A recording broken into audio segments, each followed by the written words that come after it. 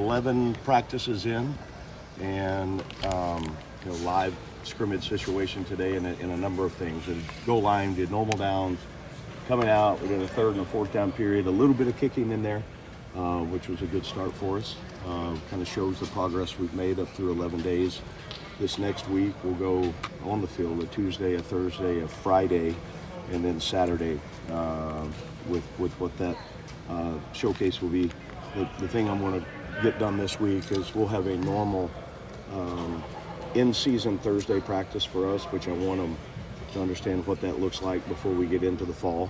And we'll have a normal in-season Friday, which is extended meetings and some of the things we do on a run-through on Friday, just so when the first game rolls around, it will not be new to them, to our team. So, and it's everybody, it's organization-wise on how we operate in the season. So those would be good to be able to get behind us and learn from.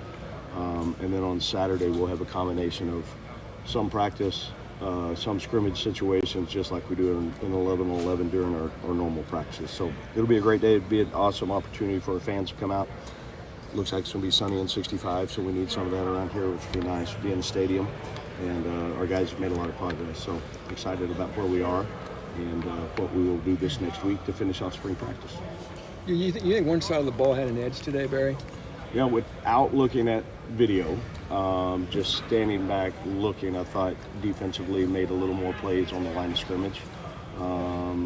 That may be wrong after I get through the video, but just after 2.5 hours of work, it's kind of what it seemed to me.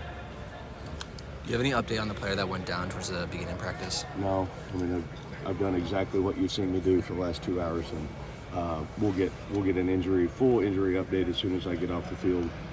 And they might not know at this point on, there's a number of guys that got banged up a little bit we'll get a full report later this afternoon. And George has been developing as like a pretty important piece for you guys potentially this fall. Yep.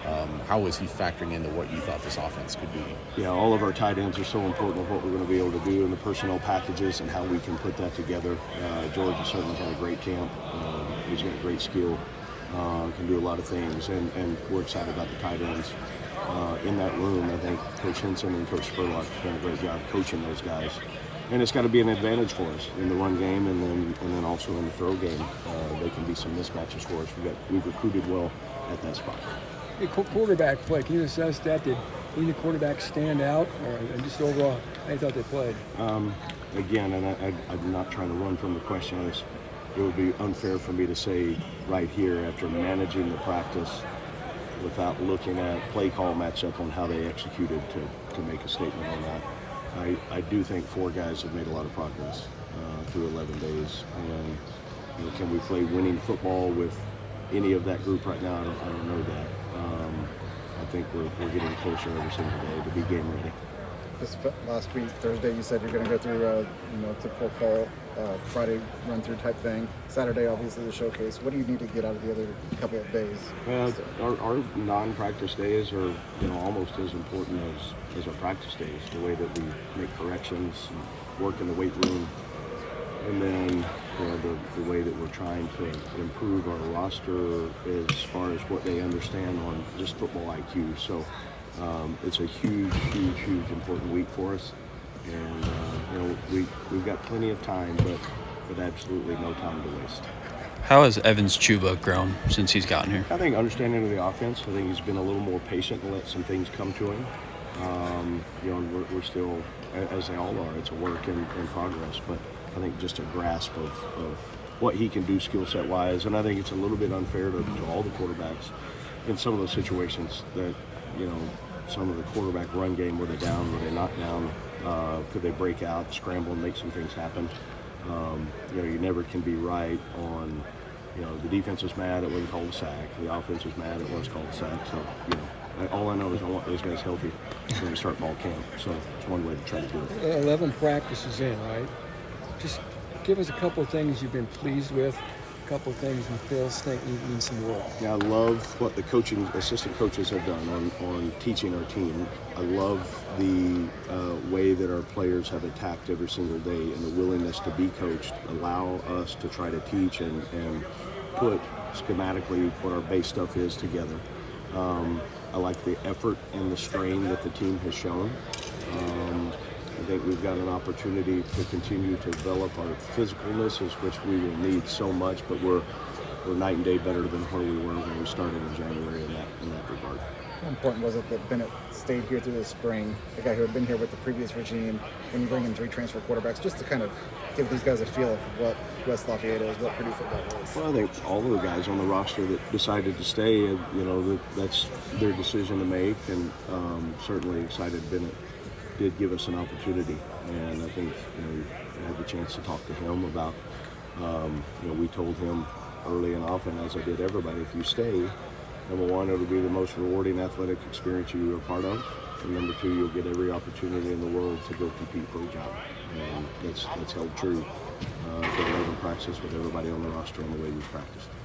Are you coming to the end of the spring thinking that you have a starting quarterback on this roster, or you've been upfront about how much this roster could still change between now and the start of August? Does that still apply to quarterback? I think our quarterback's here, and then who knows what's going to happen when the window opens up. We'll lose some, we'll gain some, and if we happen to lose somebody, and it's our charge as a staff, somehow, some way, we got to upgrade. We got to find a way. And there's a lot of really good players here, and there's a lot of good players out there that would fit into who we are, program-wise, and what we're going to go do. So I want them all to stay, and then we'll see what that looks like. Barry, you got the big linebacker out of the portal, Sanders Ellis, and you said earlier you're probably going to hit the portal pretty hard in April.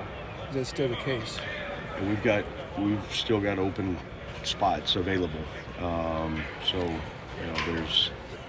There's active recruiting going on that are, we understand on what we think to build the team the way it needs to look on positions. We're probably going to, really be select and direct about to try to find a way to build a winning roster. And, hopefully, again, we don't lose anybody, but if we did, then, we got to be ready to go replace them. You guys already, your recruiting staff, are they already evaluating guys who are in the portal, guys who might go in the portal? Like, how far ahead do you guys look to try to be ready for those contingencies when that opens? Yeah, we're always, just like we are in our high school recruiting, every single day we've got a staff that's spending time on that along with our assistant coaches. So it's not an exact science, but at least we feel like it's a formula that can help us go get the guys here we need to win. Any health updates like Magwood, or I saw Malachi out there at least going to drills. The safety from Memphis. They've all made progress. And the ones that have been out for most of the spring, they've all kind of worked back. Besides Mo, they all worked back this week in individual drills. So we're in a pretty good spot. At the end of spring ball, I would say most of college football is we're probably on the plus side of having luck on our side with that. One thing I didn't say, Coach Katie here joined us for practice today. What an honor it is for me and our program to have a legend, a Hall of Famer, the best that's ever done it at his craft, and then to research it and get to know him the 3 months that I've been here, or 4 months. What a great story, multi-sport athlete at Hutchinson Junior College, and went on to K-State. He's a great quarterback there, drafted by the Steelers, and then the run he made. I know he was with Eddie Sutton at Arkansas. They made it to the Final Four, and then 6-time National Coach of the Year.